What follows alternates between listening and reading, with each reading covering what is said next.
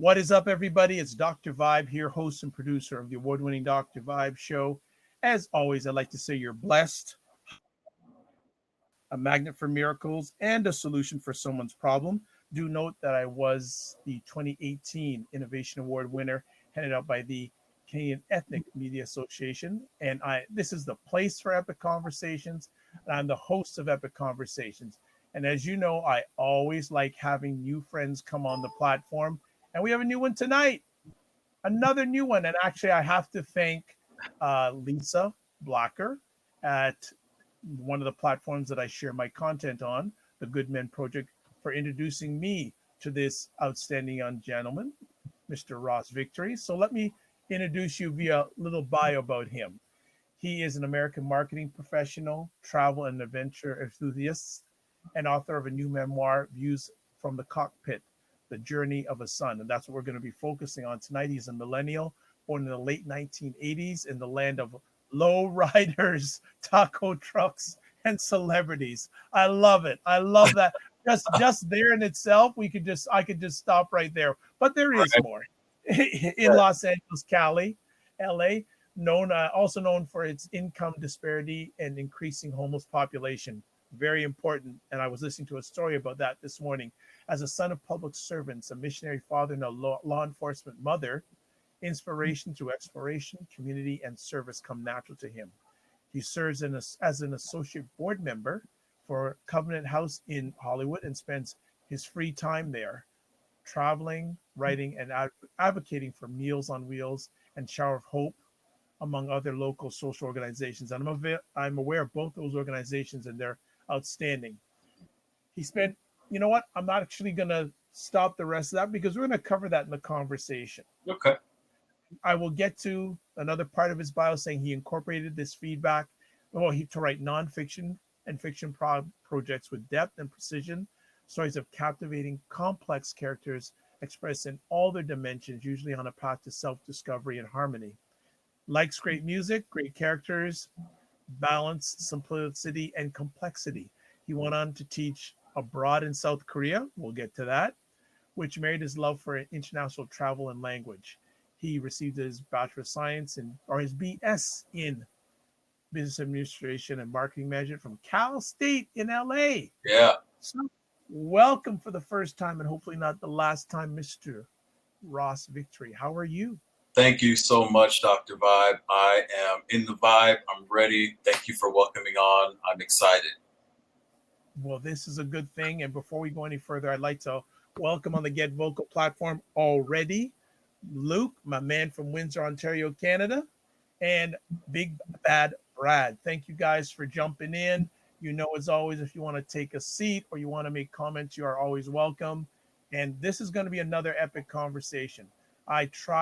In fact, I host nothing but, let me just put it that way. I host nothing but epic conversation. Just like Right. let's make it happen. Right. So I could have read more of your bio, but let's find out some background about you.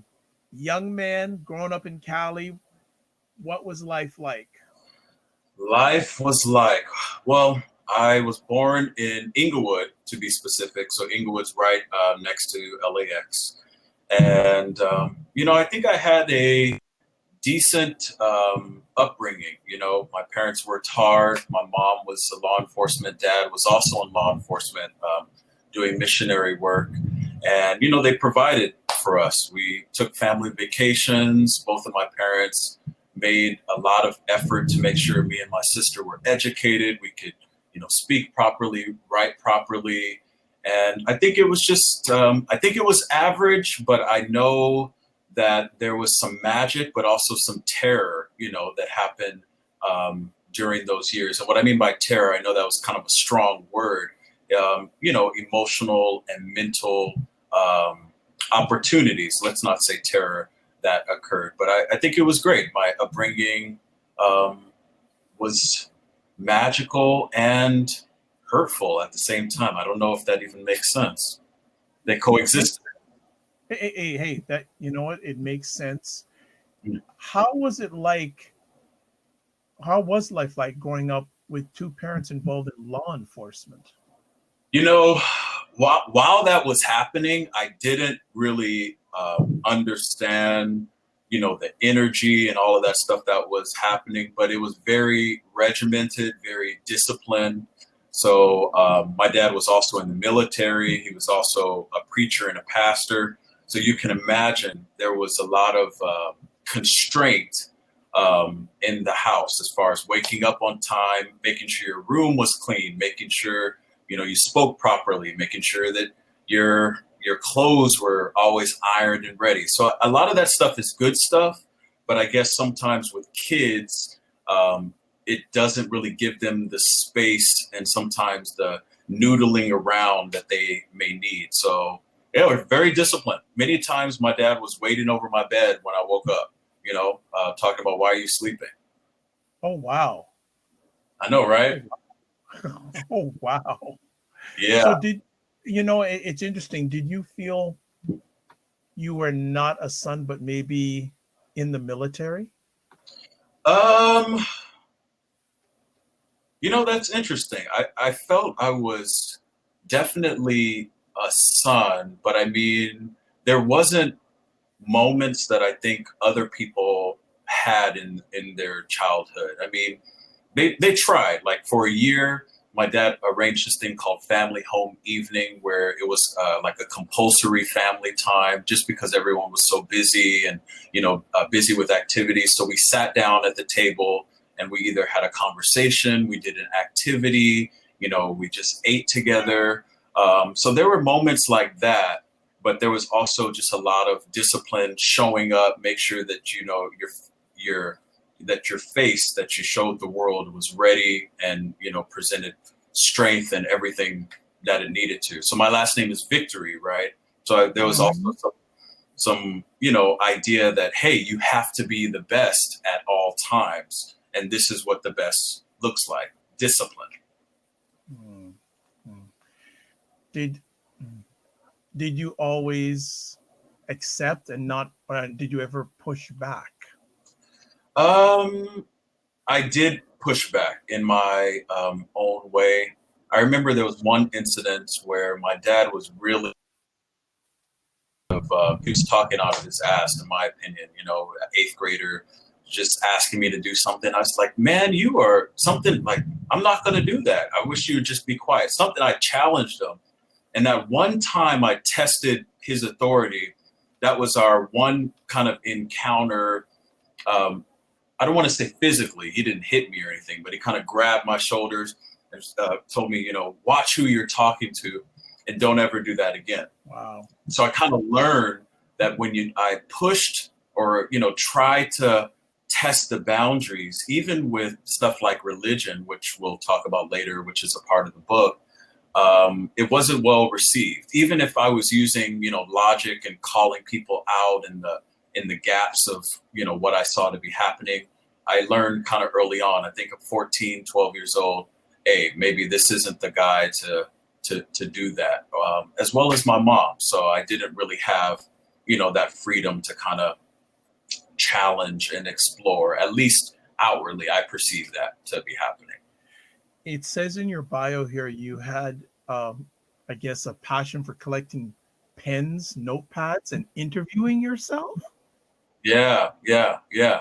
So when I was in Japan, I did a homestay program. And at the time, Japan had pens, every brand, every color.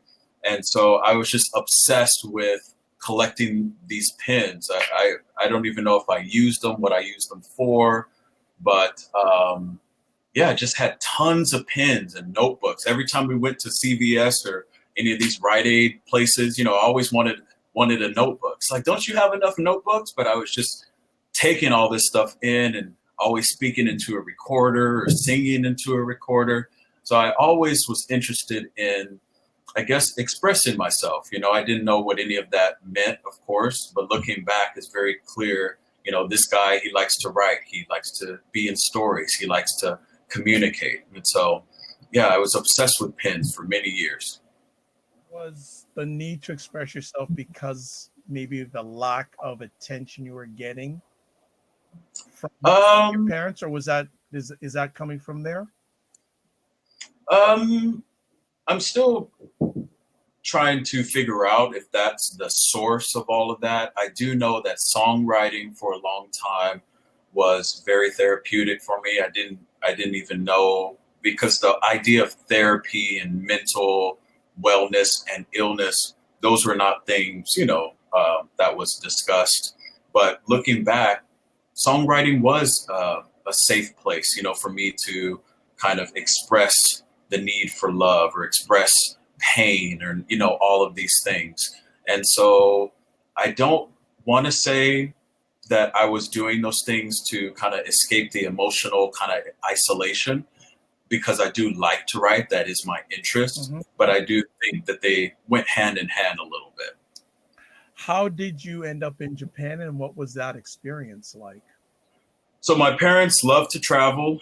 So my dad, missionary, and definitely wanted me to have a open sense of the world, of what was happening out there, and to you learn about cultures and languages. So that particular trip, my parents signed me up for a homestay program. So our school did student exchange, and so we had a student come over, and then the next year I went to live with the family in Japan. And so that was in the 90s. And as you can imagine, I was the only little black kid in the group, all right, which is a normal occurrence. But at that age, 12 years old, it's so, they were doing things which I appreciate and love them to death for, to kind of expand my worldview, right? To just show me that LA is not the center of the world. There is no center of the world. There's all these other places and all these other people. And so to be open. And so that's how I got to Japan. And after that, it was just, country after country, year after year. What did you learn from being able to travel to so many different places at a young age? I learned that, and this is kind of strange, because when I consider the discipline and even the mental or the religious rigidity of my parents, I just learned that there's many ways to get to the top. There's many ways to express love. There's many ways to seek. And what I mean by that is different religions, from China, Buddhism, and all these places. Everyone's searching for the answer, right? We all share the same kind of basic human needs. And it's unfortunate that these lines called countries, create so much chaos. And so I really did feel that every country I went to, it's like, wow, they do it like this. Wow, they do it like this. And so it's just like, okay, what is the answer? The answer is just to exist and to search and to be. Nice. Let's get down to the book. And Okay. it's a powerful book. I haven't had a chance to read it, and I said the word yet, but Yeah. we will get to it. Views from the Cockpit: The Journey of a Son. Yeah. How did you come up with the title? So the title, Views from the Cockpit, is a metaphor for perspective. First off, it's looking at your life from the highest point, a plane, being able to see everything. And also there's parallels to turbulence that planes experience, turbulence that we experience in our lives. There's also joyful moments, when you're soaring, you hit, 500 miles per hour, and there's not a bump in the sky. So the first part is perspective. The second part is when I was a really little kid, maybe 6 or 7 years old. Part of our bonding time, me and my dad, we would go out to LAX and watch airplanes land and take off. And so we did that Sunday after church. We had the cooler with ices and, sandwiches. And we would just sit out there. It felt like for hours. It could have just been 30 minutes. Little kids, time is an elusive concept.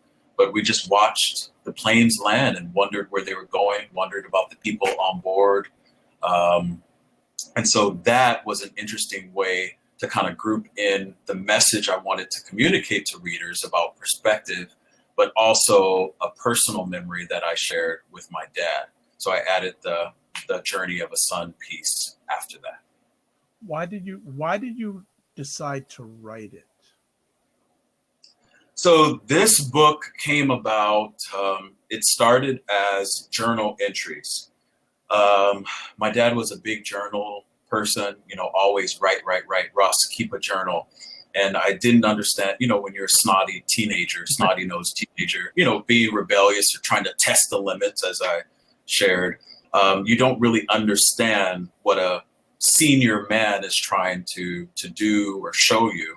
But I've always been a journal person or songwriting. So when I learned my dad was on the last stage of his prostate cancer, I started just journaling more and more. In addition, I enrolled in proper therapy, but I just wrote to myself, this is how I'm finding my dad. This is how I'm feeling. Because I could just feel internally that if I didn't get right, this was going to be one of those moments where I could lose myself. And I think at the time I was learning to love myself enough to care, to do all these things. But it started from journal entries over time. And my mom and people in my network, I was telling them what was happening.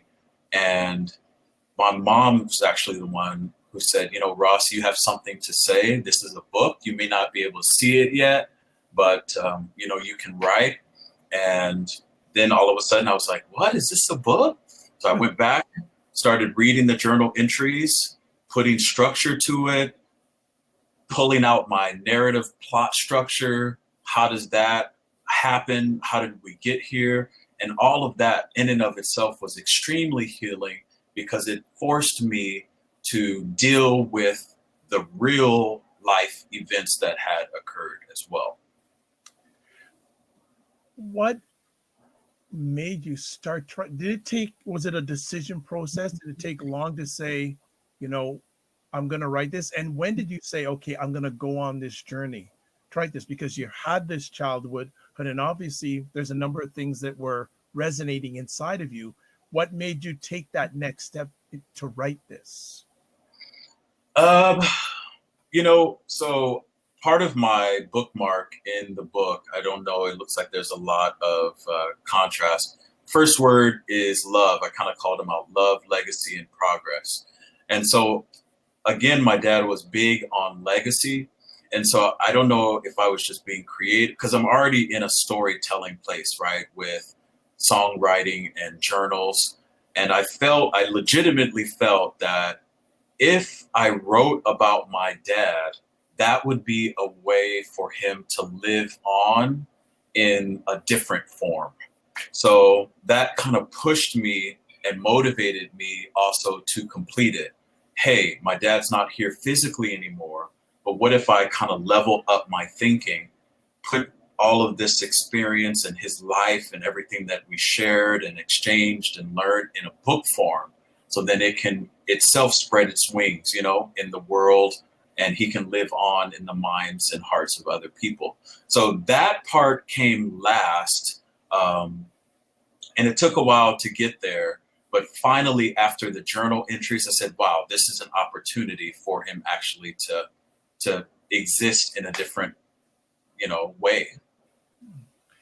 Okay, I'll save that question for later. I was going to ask something, but I think it's better to do later on. Yeah. Was it a hard thing to start writing it? Absolutely. So the organizing of the journals, because sometimes I write journals and then I never see them for years again. But when I look back and I, for example, found my dad, well, one of the opening sequences in the book is I found him in his bedroom, kind of being roughed up by his third wife. He was covered in urine and diarrhea. Wow.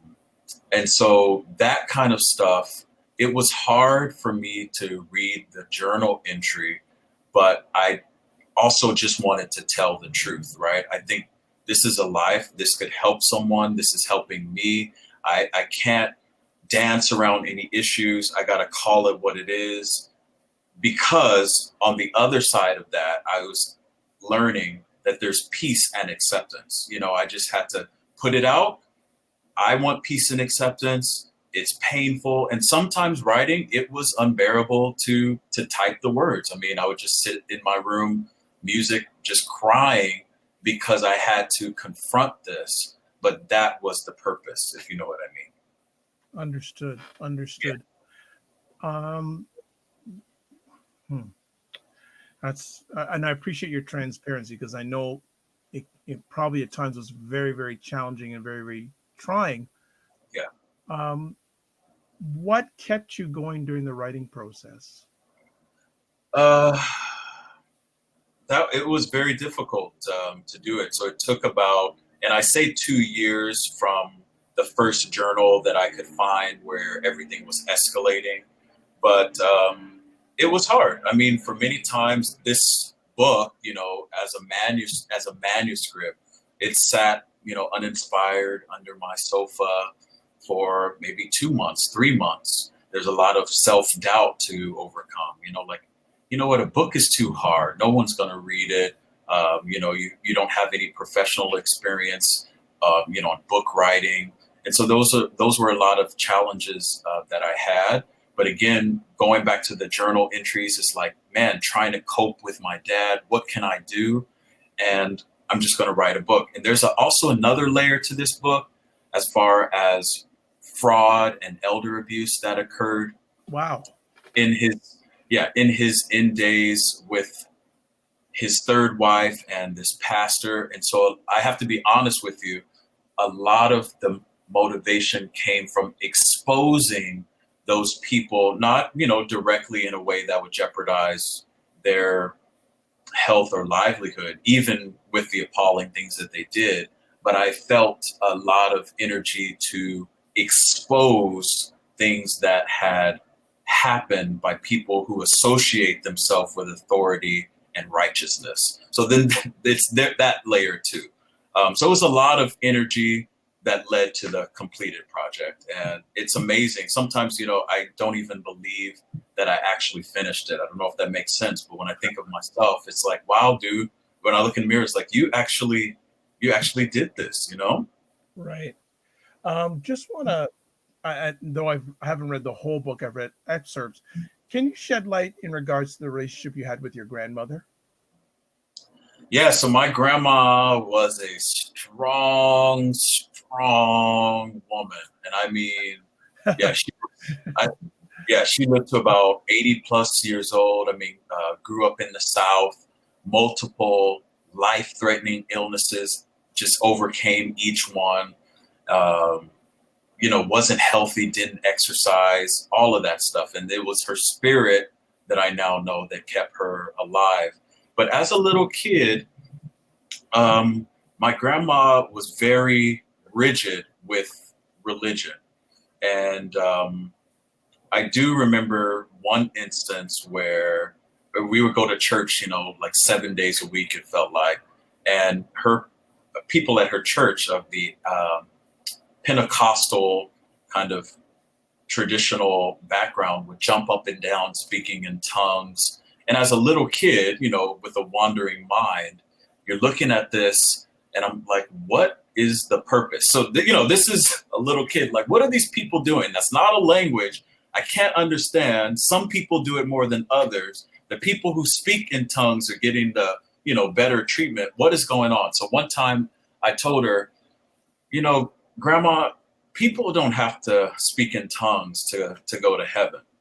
And I just felt like I had to say that because what she was doing or what I felt she was doing was making it seem like she knew the answer to something that was supposed to be bigger than us. And I called her out on that. And she was really offended. She called my dad, talked to him. How could, you allow him to say such a thing? But that's the kind of stuff I was talking about. When kids are curious, instead of, engaging in this in an adult way and, maintaining it or containing it, she shut it down. So yeah, she very, I love her. She was definitely my grandma, somebody who I lived up to and who has impacted my life for sure, but definitely very disciplined, strict, no hugs. She's one of the people you try to hug her, and she, push away. We don't do hugs around here. So, very strong, but also maybe emotionally disconnected, I guess, as a little boy, and not willing to show compassion and care to kids who just have questions. It's not coming from an evil place. It's just, you're getting used to being out here. But I love her, and I still think about her all the time. I have dreams about her all the time. But she was something else for sure. Good stuff. Big Bad Brad is saying, coming from a traditional Pentecostal background, I agree, Ross. So he feels you. He hears you. He hears you. Then if you didn't get love from her, who did you get your love from when you were growing up? Or did you get any love? Maybe that's a better question. Yeah, did I get love? And that is something I was speaking to one of my good friends about maybe 3.5 weeks, 3.5, 4 weeks ago. We were talking about childhood love. So I know in my heart, of course, my parents loved me. I couldn't even start to say anything else.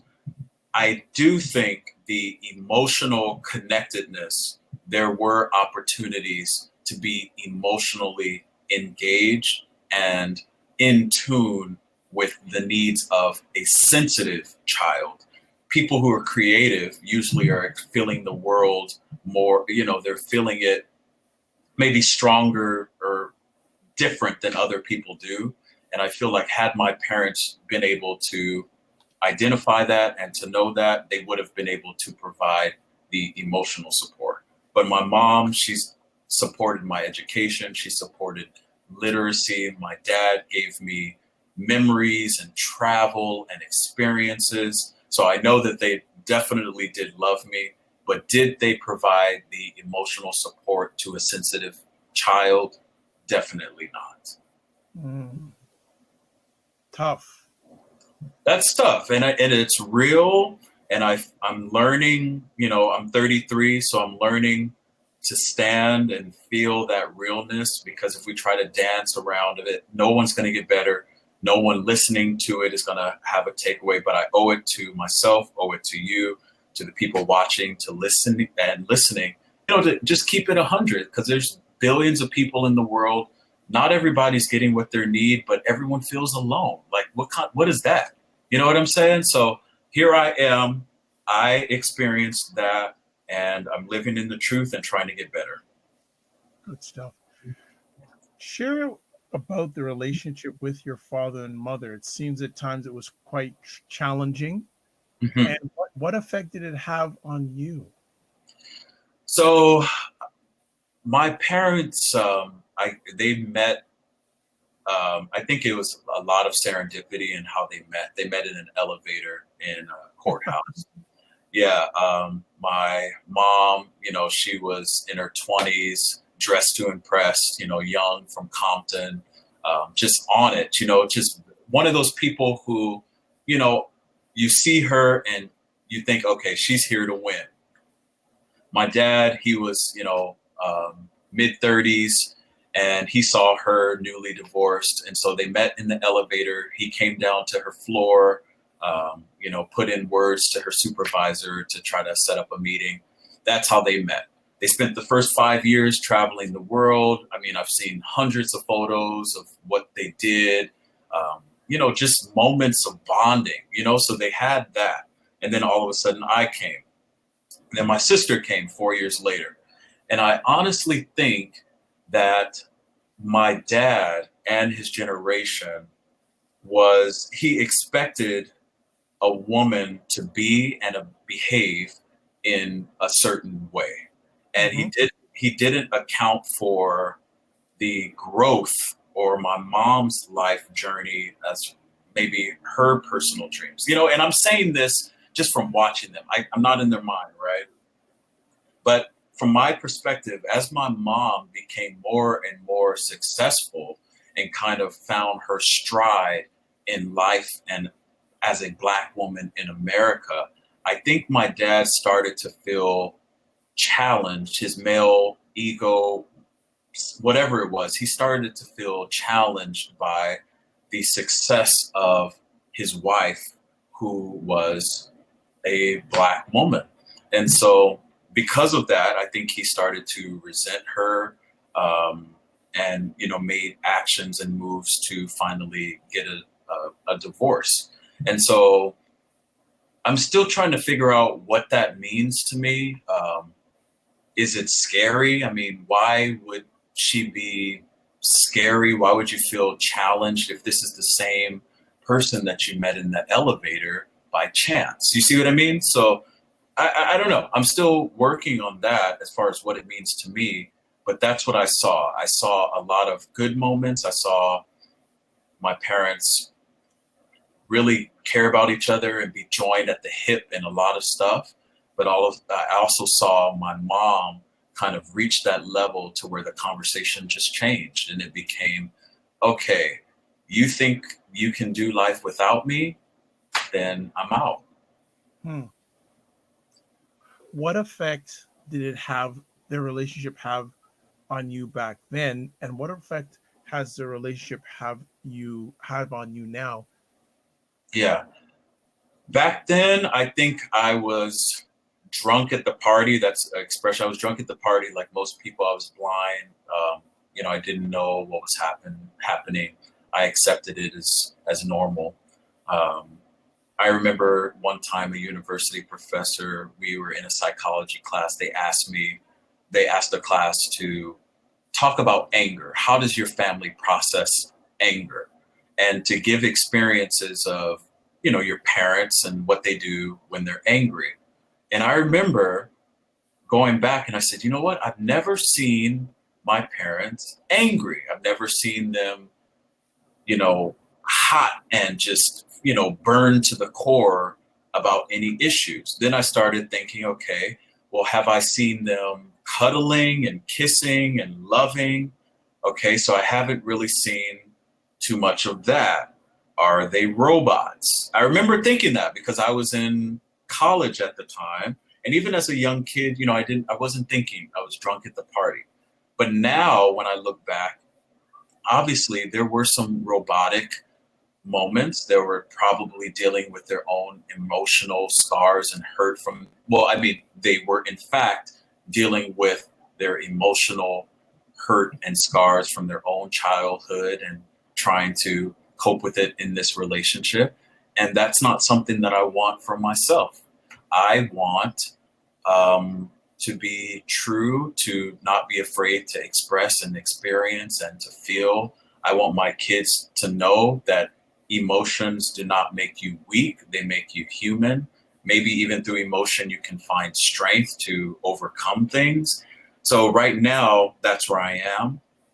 But I do remember, that assignment about anger, which kind of started to reveal the emotional part of the emotional neglect, really. Okay. Good stuff. Good stuff. Probably robots. Luke said probably robots. Yeah, exactly. With And I'm jumping a little bit back and forth all over the place, and I hope you can work with me here. Sure. Was there any time during the writing of the book you felt like quitting and not writing it? Oh, absolutely. There's a lot of stuff that I said that definitely pushed the envelope. But like I said, I'm 33. I've lost my dad. I've lost my brother, which I talked Oh about, my wow. older brother. Yeah, from my dad's first marriage within 4 years. And I said, Oh, so yeah, if we're going to all these funerals and we're seeing how people kind of fade away and degrade, what do I really have to lose? Is death the the I mean, is that it? So I think that writing this book kind of just helped me realize that anything is possible. Don't be afraid. Step out in faith. There's a lot of stuff. And back to your question, I did want my mom to be the first read of the book. just because, as I'm saying, a lot of things were critical. A lot of things maybe she didn't know. Wow, I did. If you would have said as a 10-year-old kid that you needed more, I would have given you more, which doesn't make sense. But I wanted her to read this to kind of get a sense of what my next chapter of my life was going to be about, which is feelings, being emotionally in tune.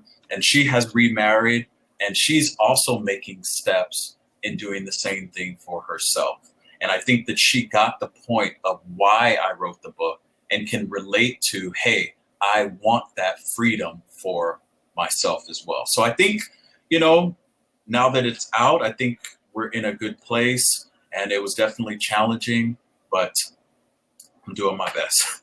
I didn't get a chance to say before, but my condolences on the loss of father and brother. Yeah, thanks. Did your father know that you were writing the book? I told him, let's see, I told him that I had started therapy to cope with his inevitable loss. I did tell him that, I was thinking about writing something. And so maybe I should have said that my dad was a published author. He wrote a memoir about my grandma. So you see what I mean? Yeah, this is the kind of legacy. Yeah, this is the whole thing. So he wrote about my grandma and her strength, and he wrote some other projects. So he wouldn't have been surprised, and probably would have recommended, he would have probably recommended, yeah, you better write. This is what I do, Do you regret not telling him that you were writing this? Maybe because, as he wasn't, the criticisms of his wife, his third wife, the criticisms of the church and all this stuff, he was still very stubborn. So he wouldn't want to hear any type of criticism, even as, cancer took him over. And by me revealing or saying, hey, I'm writing a book and it's going to be critical of all these things that you lived your life on, I don't know if I regret that, just because he was in a very painful place. And I think by me saying that I plan to be critical on my own healing process, I don't know if that would have helped. I wish he could have read it after the fact. I think he would have loved it, and he would have cheered like, hey, that's my son living in his truth. That's what I want him to do. That's where I am now. But at that time, I can't really sense what he would have thought about it, just because any type of criticism about his situation, he was really very, he could be verbal with criticism. So how challenging was it to be writing this book and your dad suffering through cancer? That was difficult, but I mean, since it took a form of journal entries, at that point, there was no title or any kind of, narratives or anything at that point. So at the time, it was just kind of interacting with my dad, go back to my computer today, his wife said this, or, I found him in the room, he could barely stand up, or I had to change they have these potties in the room, and there had been an accident. So, today I had to do this, or today we went to the radiation. So it wasn't in the form of a book quite yet. It was still journal entry, raw type of journal entries. And then later, as the title came and my intention came, it was also painful to readdress that stuff, but definitely necessary for the peace and everything that waited on the other side. Do you remember when you finally finished the book? And also, do you remember when you received the first copy of the book? Oh my gosh. Yes, I remember all of that. I mean, I remember having a manuscript, asking, contemplating writing an editor, okay, then making the payment to the editor, getting the feedback, like, okay, did this person like it or not? But, this is my actual life, and I don't know if I care if you like it, but then I want you to like it. It was just a lot. And then when I got the final edited copy, I just sat and I was like, this 7-year-old kid did this. Wow. I was just kind of like, man. And then when they sent the actual proof in the mail, it was just, I think I sat for about an hour, like, what the hell did you just do? What, what did you just do? You know what I mean? And then seeing it in the bookstore, I mean, this is all kind of recent as far as maybe about 5-6 weeks ago. It said local authors at a bookstore in Pasadena. It was local authors, and my book was under there. And I was just like, man, what more proof? What more proof do you need that everything is happening as it should? I really felt that way. I don't know if it's true, but I feel like, hey, your dad, as much as all this turmoil, okay, you didn't get what you need, but look what you did get. You see what I mean? And so for me, I think it was just magic, and it still feels like magic. And I still don't know what's happening with all of this as I meet people like you who have platforms and intention to share stories with the world. People like Lisa, just people in my own circle who have reached out about this book. One man revealed he had cancer during a dinner with my mom, just from the notion of me writing a book and what had happened. He revealed and said, I've been hiding something from my family. I have cancer. I do not want them to experience the shock and the pain. So those types of moments, they're surreal. Wow, that is very powerful.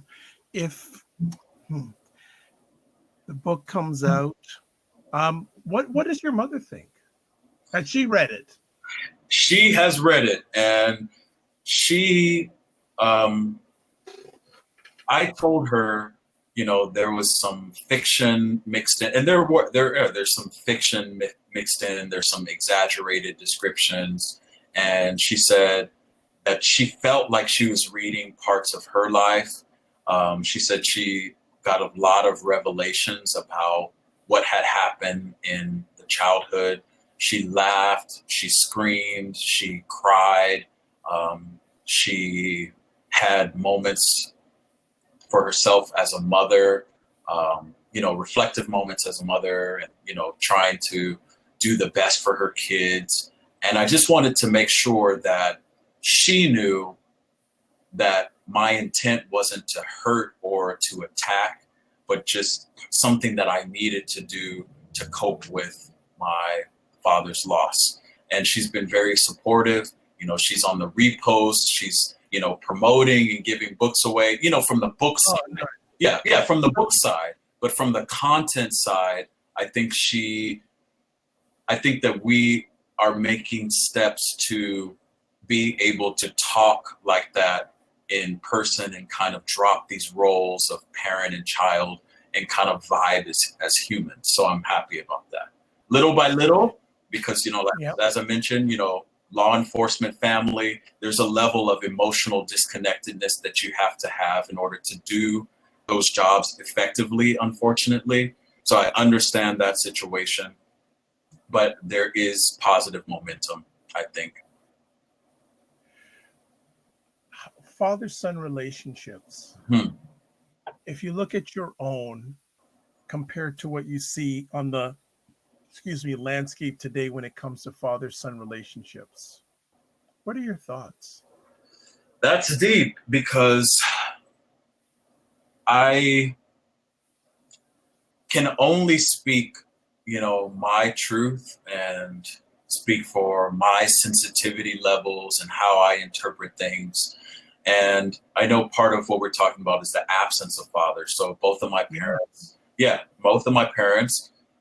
had absent fathers. My dad, by no choice of his own, his stepdad kind of kept his real dad out of the picture, which would be my grandfather.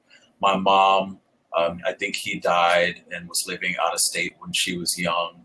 So I do recognize that people are in situations to where they have no reference point. There is not a mental reference point of having a father, what that is like or what that could be like. And I do understand that my dad, even with his flaws, gifted me his life and his experiences, the good and the bad. And some of them, you know, they did cause me pain. Is that because I'm sensitive, creative?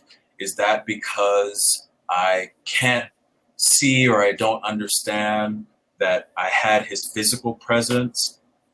Those are important questions, but I can only speak for my journey. And I encourage people to speak about their experiences, their absence. And I do realize having a physical body doesn't make you present, right? Just because the person's there doesn't mean they're adding value to your life. It may be better if that person is removed from the picture, if they're not lifting you up and feeding your soul what it needs. But I also feel like there are people also who are physically present who have flaws that impact others in negative ways. So I would be coming from that angle, but I'm thankful for my dad for everything he sacrificed for my life. I don't take it lightly. And people who don't have a reference point and seek and yearn for a reference point, like my mom and my dad do, I know that that is a different kind of pain. And I don't want to compare pains and compare sufferings. I just encourage people to live in their truth, take the step of courage to speak their truth, write their truth, and know that you're not alone. But I do realize, you know, I was blessed just to have his example in many ways. Good stuff. I just want to shout out on the Periscope platform, Amelia. Thank you for following the conversation. Uh, do you get the opportunity to talk about father-son relationships with any of your friends? Yeah, I just had a very interesting conversation last weekend about a guy whose father had also passed away. And we were just kind of, he was more 6, 7 years in the loss process.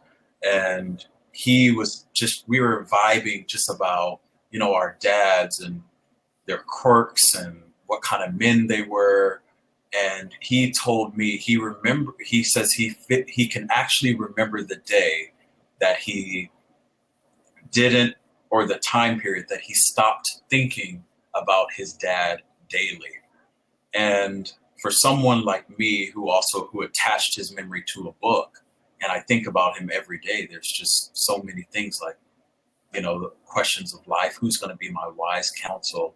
But he told me that time does heal. So, you know, you took one step to write this book, that's healing.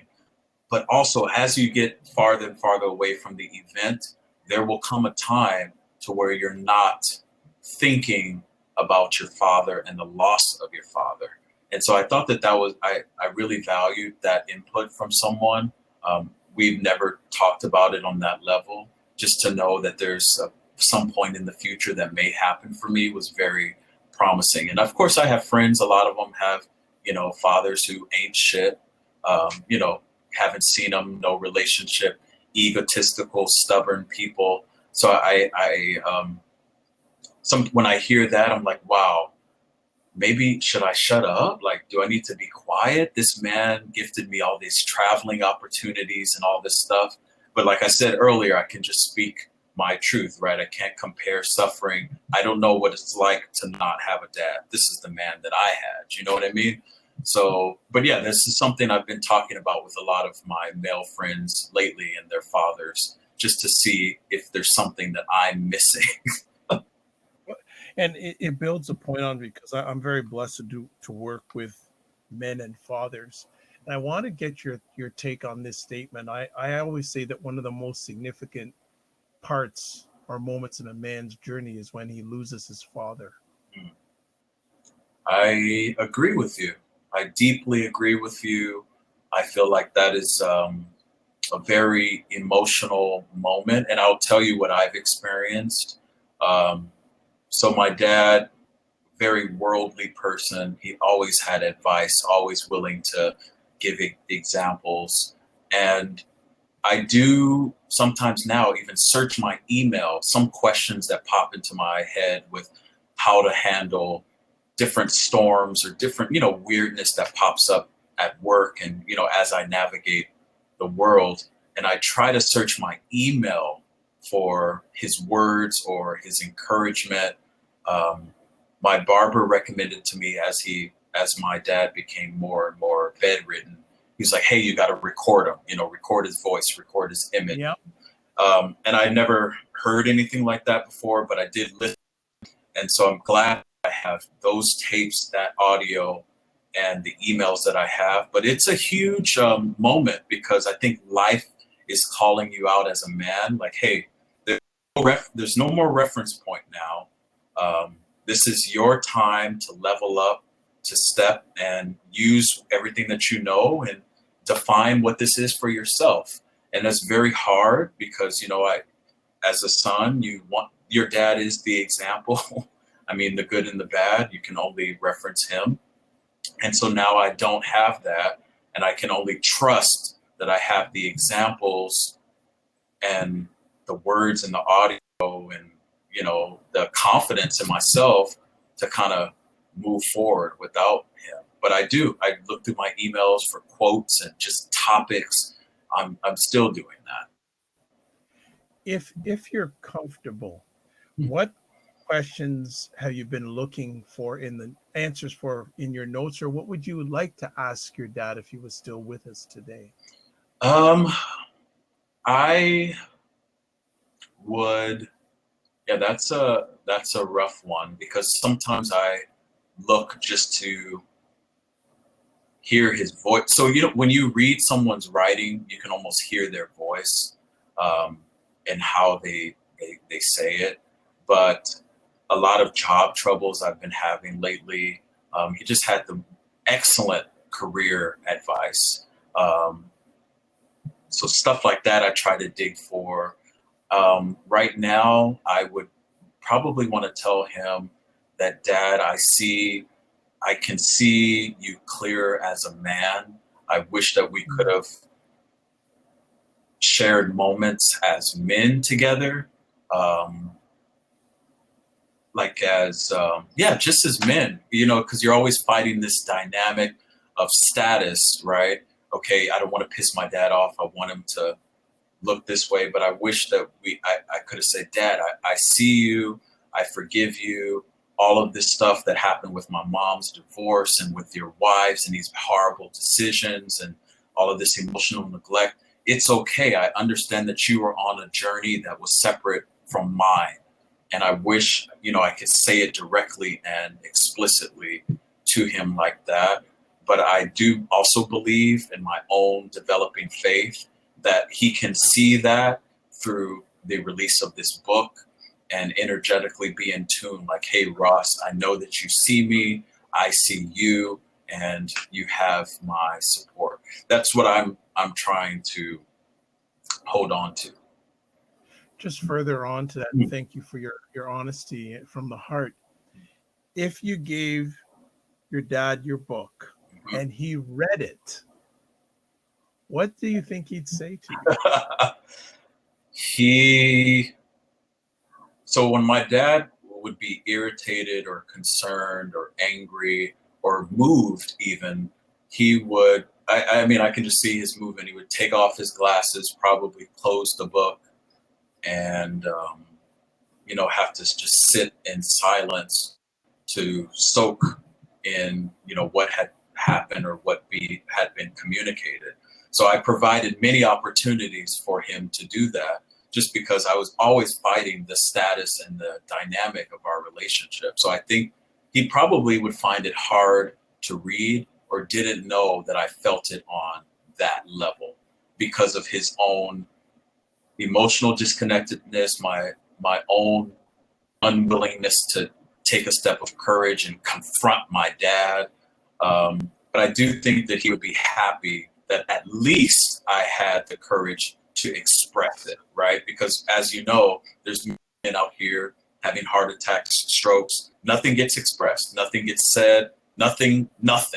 So I think that he would probably try to say it's because of him that I have these experiences and this knowledge and the ability to do this. I mean, it's so dynamic and layered. As a son, Yeah. what lives in you through your father? Oh, you know,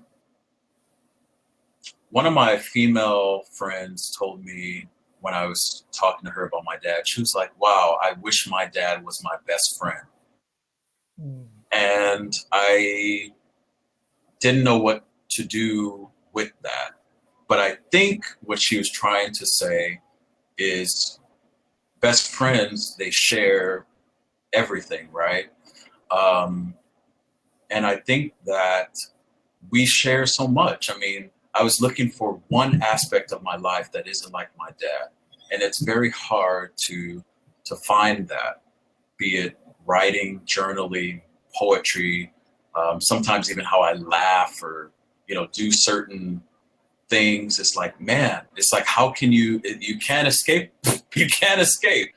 So there's so much layered, there's so much overlapped with my dad. And I don't know how to, if this is my voice, if this is his voice. It's just a voice that I'm getting used to, and I'm still on a path to figuring out what's him, what's me. I'm questioning, I'm challenging, I'm having courage to, go deeper and, level up, and make sure that I live a life that I'm carving out for myself.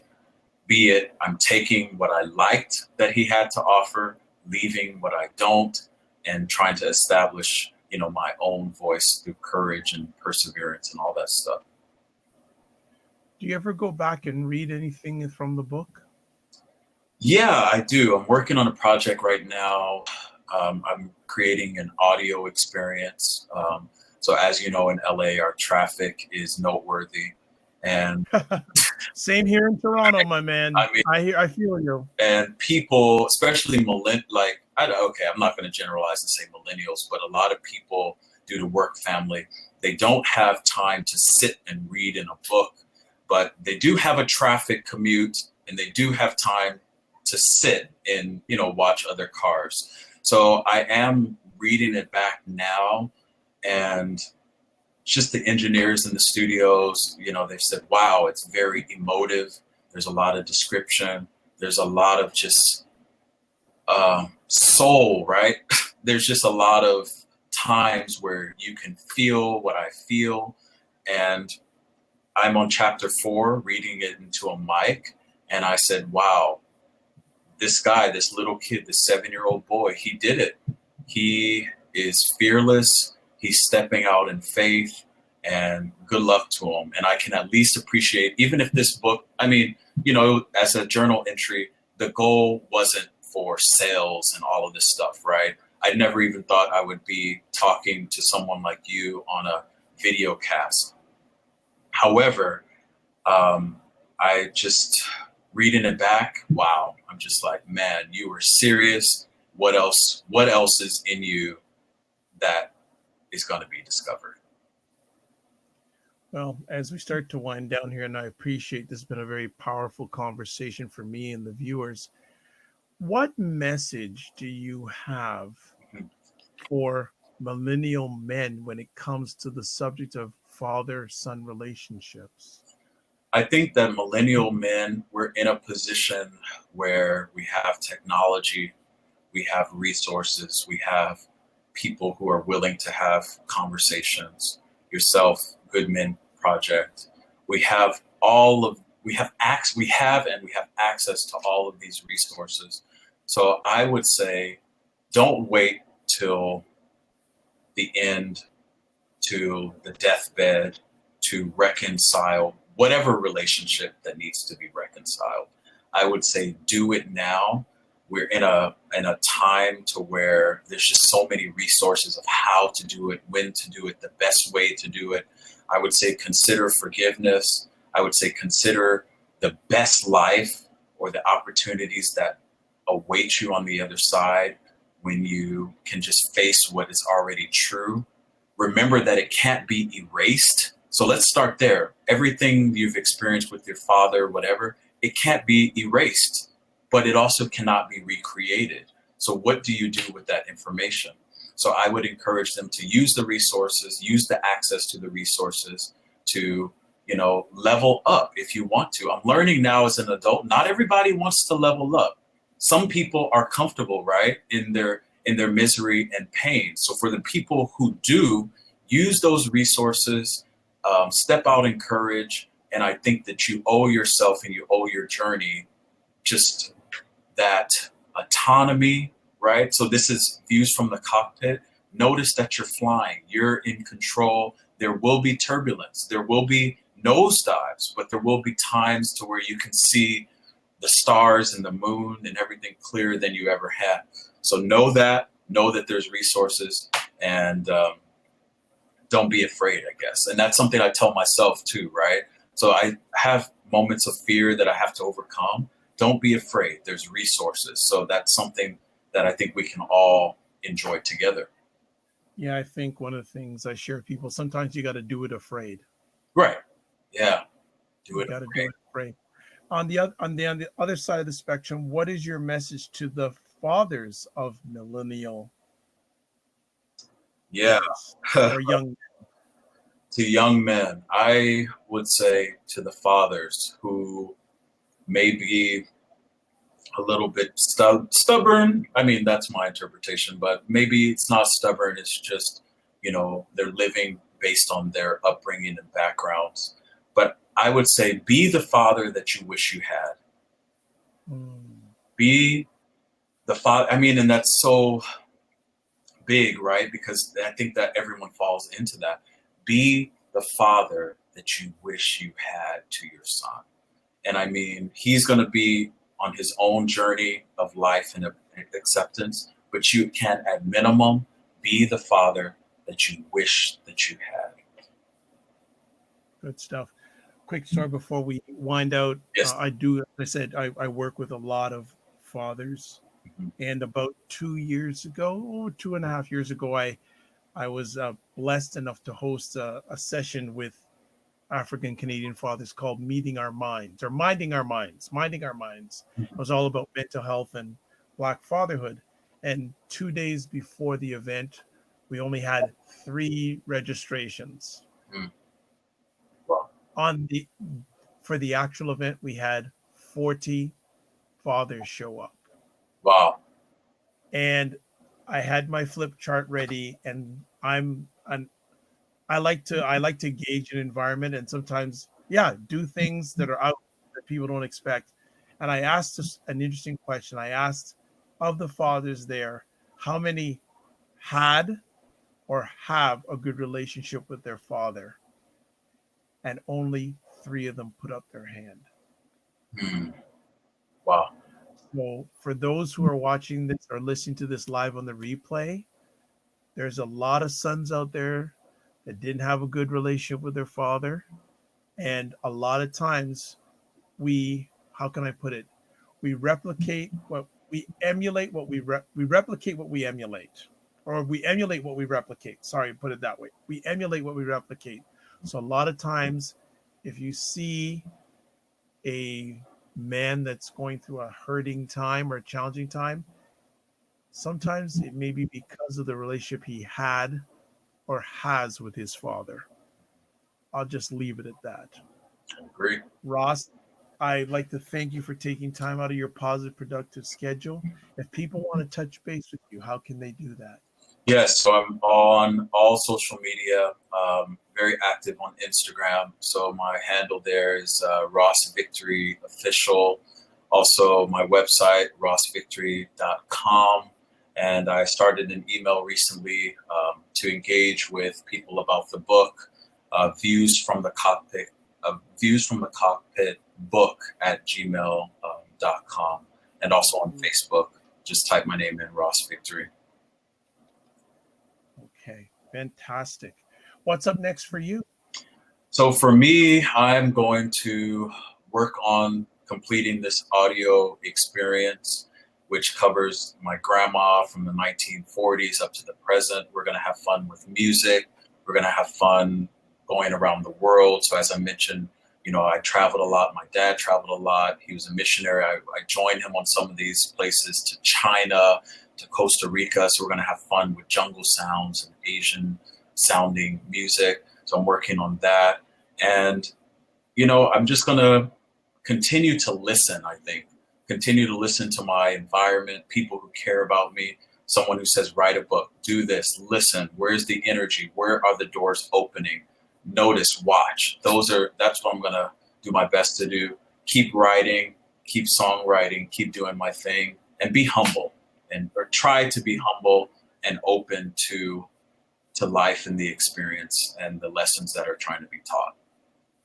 One last conversation piece I have for you. Yeah. What has this experience of writing this book taught you or shown you about yourself that you did not know about yourself?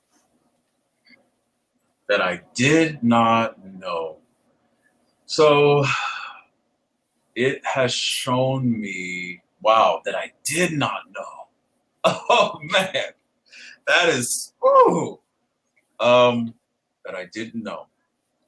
So I really wish, and this is going to be on a more superficial level, I really wish that I could graphic design.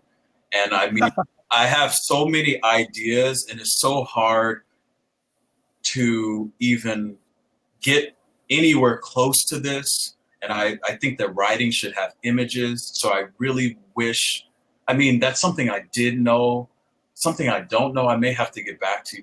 I mean, it just revealed maybe more clearly on the path that I should be taking. Like Ross, listen, write.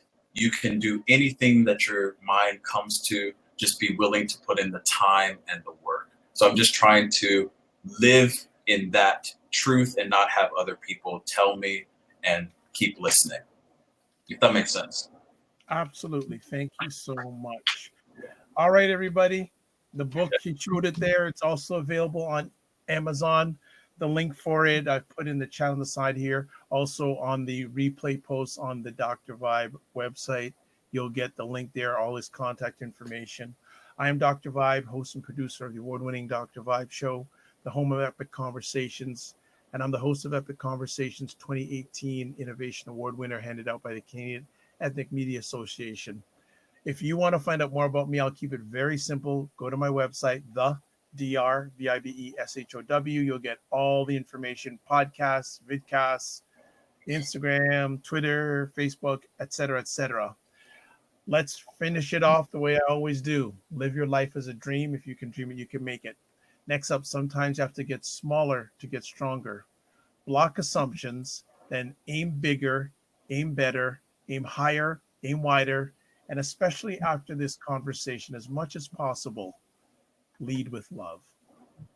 I'd like to thank Luke and Brad and a few others that were watching this live on the Get Vocal platform. I'd like to thank, I can't remember her name now, that was on Periscope, and a few other people. Shannon? No, I don't think it was Shannon. I can't remember her name, but that's all right. I can't remember, but I did mention it during our conversation. Thanks very much, everybody. If you can, follow me during whatever platforms. Please follow me and tell me what other conversations you'd like to have here, and also if there are people you'd like to have on here. God bless, peace be well, keep the faith, and walk good.